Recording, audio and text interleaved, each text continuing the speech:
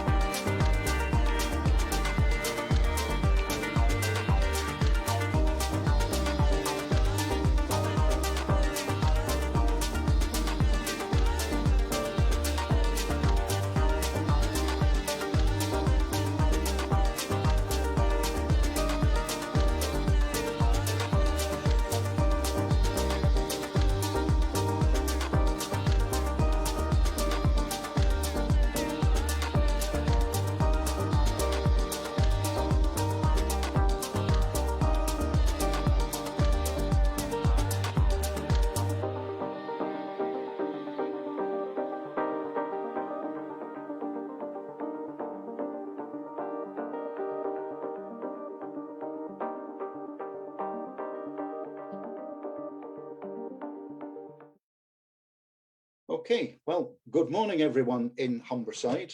My name's Alan Hayward, and I'm coming to you live from the South Bank on a very sunny day, a day that promises lots of fun and activities about the patron saint of Scouting, St. George. And what I'm going to do is I'm going to give you a brief story about St. George, followed up by a poem for our younger watchers, a discussion and description about what happens to Queen Scout Award holders when they go to Windsor, when they've gained the Queen Scout Award. And then I'll talk a little bit about the colouring competition and about the badge which will celebrate the day. So the story of St. George. St. George's Day, also called the Feast of St. George, is a feast day of St. George as celebrated by various Christian churches and by several nations, kingdoms, countries and cities, of which St. George is the patron saint. These include Bulgaria, England, of course, Georgia, Portugal, certain parts of Spain, and Serbia and Romania. It's observed across these countries in churches and by several countries and regions. St. George's Day is normally celebrated on the 23rd of April, and the celebrations that we have tend to be round about that weekend or as close to it as we can. It has English Catholic religious traditions and Anglican traditions as well, so it's multi-denomination. The flag of St. George is a white flag with a red cross as a background. The flag of St. George is part of the Union flag, which will be well known to all members of the Scout movement, as they wear a Union flag badge on their uniform when they're representing Scouts when they go abroad. The earliest documented mention of St. George in England comes from the Catholic monk, the Venerable Bede, from around the 8th century, which is 1300 years ago. His feast day is also mentioned in a newspaper publication called the Durham Collector, which is a 9th century religious work, because of course all the writing in those days was done by the monks. The will of King Alfred the Great is said to refer to the saint in a reference in a church in Dorset, in a village called Forington. And at Forington, there's a stone over the south door of the church, and it records the miraculous appearance of St. George to lead crusaders into battle.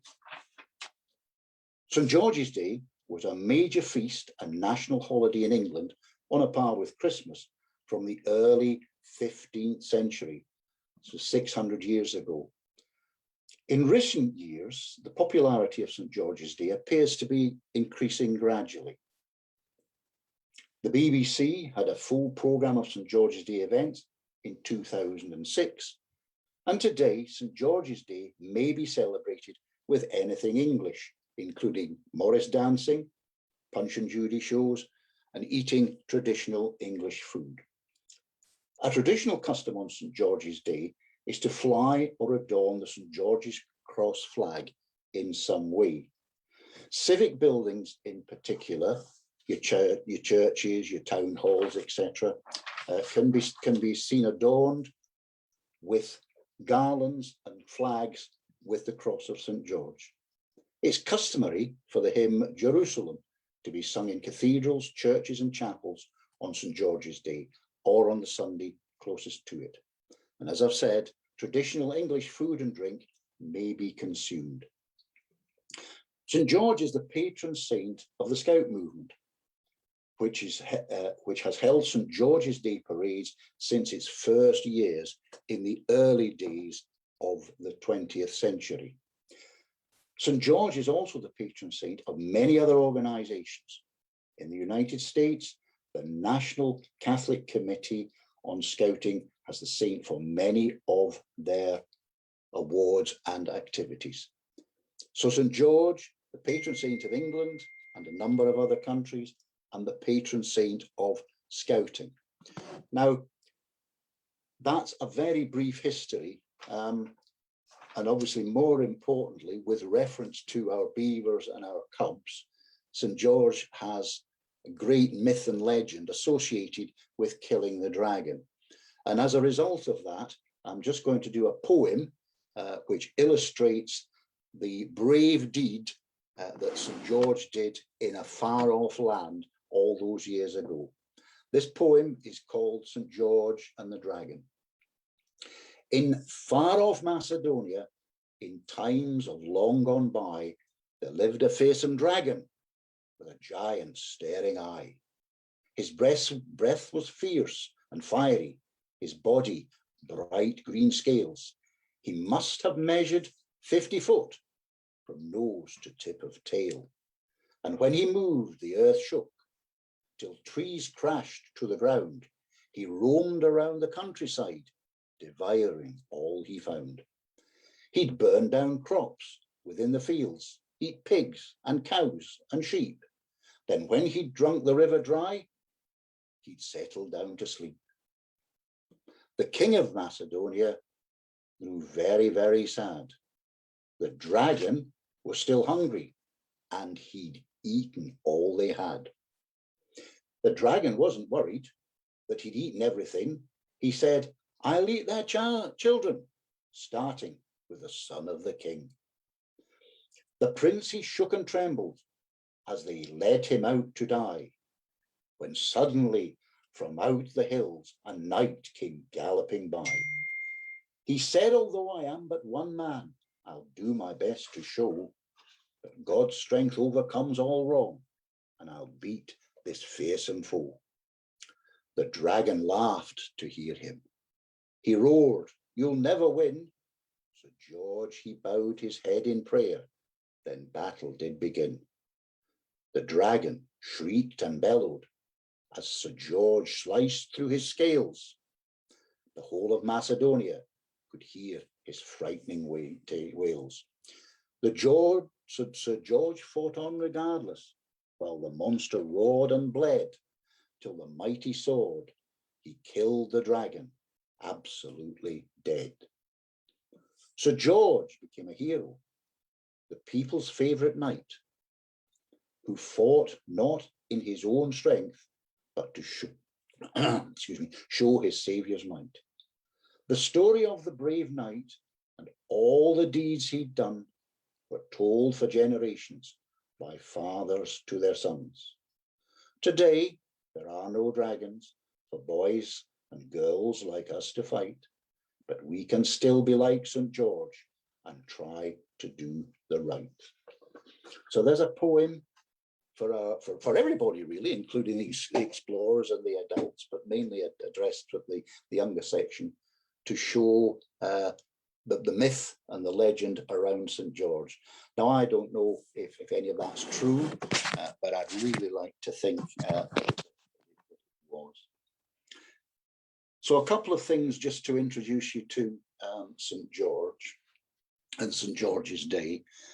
I'd also like now just to explain a bit about the Scout parades and services on St. George's Day in Windsor, because obviously Windsor's had quite a high profile just recently with the televised funeral of Prince Philip, Duke of Edinburgh. All of our members seek their top awards. The Beavers, they gain and work for the Chief Scouts Bronze. The Cubs do the Chief Scouts Silver. Scouts do Chief Scouts Gold. And the Explorer Scouts, among other awards, can work to gain their Queen Scout Award. Now, the Queen Scout Award is the highest award for young people in the Scout Association. It's a very prestigious award. Those who gain it gain a blue diamond badge with a red crown on it, which can be proudly worn on their uniform. And really, it's a brilliant achievement. Those who gain the Queen Scout Award are invited to go to the parade at Windsor. Windsor, obviously, as many of you know, we're near London. And the parade is in Windsor Castle. A lot of the scenes that were on the television last weekend show where the Queen Scout parade and service take place. The day for Queen Scouts, by invitation only once you have the award, and your parents, and it gives your mum an opportunity to buy a new hat. The day involves marching through Windsor Town Centre, and it's probably one of the very few occasions nowadays when Scouts march. Now, obviously, in districts, under normal circumstances, we would parade through Hull or through Scunthorpe or through Beverley. But at the St George's Day Parade in Windsor, the Queen Scouts actually march. They come down the High Street and turn right at the statue of Queen Victoria and march into Windsor Castle. The streets are lined with parents and well-wishers, and it's really an absolutely fantastic experience and a fantastic day. The Queen Scouts are assembled in ranks in the quadrangle. And those who were watching the funeral last week, the quadrangle is where the members of the royal family came out of Windsor Castle to join the procession to go down to St George's Chapel. In the quadrangle, the Queen Scouts are inspected by members of the royal family, by the Chief Scout, Bear Grylls, and many of them have an opportunity to have a chat with the inspecting party. And again, the quadrangle is full of your parents and well-wishers and other Scouters who have come to join with the Queen Scouts and celebrate the day. When the inspection is over, they march down through the castle grounds. In actual fact, they're probably following the route of the funeral cortege of last week to have a service in St George's Chapel in Windsor. The service is for Queen Scout award holders only. They're adult guests. Well, there isn't enough room in St George's Chapel to go in, but they do relay the service to waiting members of the public outside. So it's only Queen Scout award holders who are in the chapel, but I say parents and supporters hear what's going on through the benefit of a public address system. And then obviously the Queen Scout award holders come out through the door at the bottom of the chapel to their waiting relatives. It's an absolutely fabulous day. It's full of atmosphere, scouting friendship, and the whole of Windsor is full of adults and young people in their Scout uniform.